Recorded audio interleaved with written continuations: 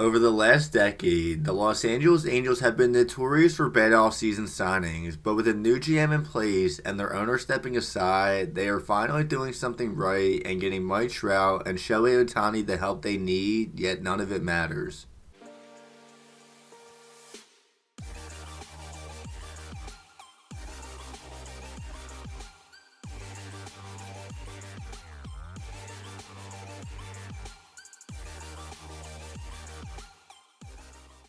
The Los Angeles Angels are currently tied with the Detroit Tigers for the longest playoff drought in Major League Baseball and are coming off another disappointing season in 2022. One of the main problems with the Angels is they have tried to win and spent the money to do so, but have failed immensely.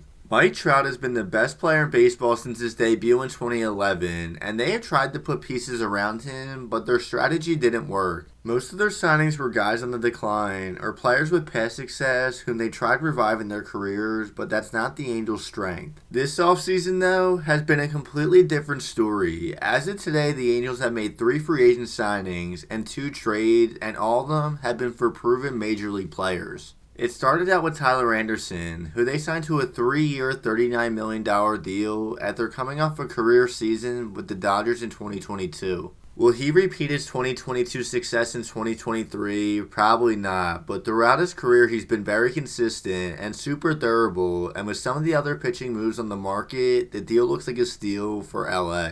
After signing Anderson, they went out and acquired Gio Urshela from the Minnesota Twins, who is a plus defender, coming off another strong offensive season, slashing .285, .338, .429 with the .121 OPS+. They then continued to add to the offense by fixing a huge need for some power in the middle of their lineup by trading for Hunter Renfroe, who has hit 26 or more home runs in every season of his career and is coming off back-to-back strong offensive seasons.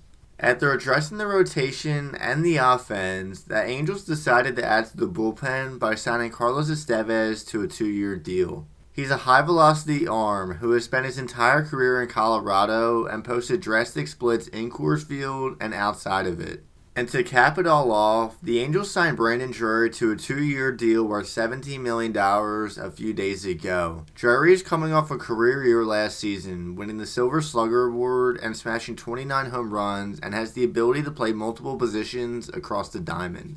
As things stand right now, the only thing I would do if I were in the Angels' position would be adding a back end of the bullpen arm with closer experience. Maybe it's a trade candidate like Liam Hendricks or a free agent signing like Michael Fulmer, but a late inning reliever would be the icing on the cake of a very solid offseason. Last season, the Angels had one of the worst offenses in baseball, and they addressed it by adding 3 well above average hitters via free agency and trade. Compared to 2022, this lineup is way better, with much more power and depth to round out the lineup. The rotation was one of the league's best, and they added a 2022 All-Star, and young guys should only continue to take a step forward, but for the bullpen, it was questionable last year, and much hasn't changed. Despite the improvements, none of this matters though if Mike Trout can't stay healthy for a full 162. Trout has struggled with injuries in recent seasons, missing 169 games the last 2 years and hasn't played more than 140 games in the season since 2018.